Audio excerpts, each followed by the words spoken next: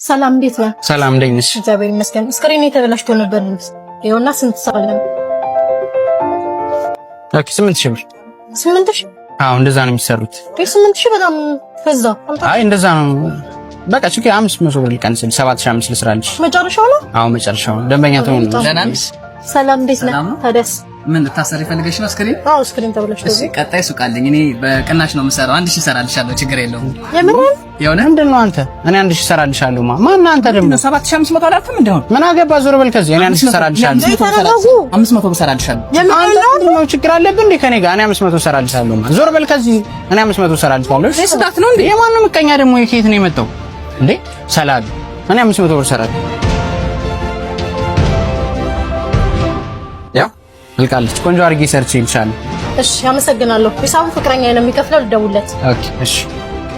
መጣፍከ ጨረሰንስ? አሪፍ አድርጎታል። እናመሰግናለን ወንድሜ። እሺ እሺ እሺ እናመሰግናለን። ሄሎ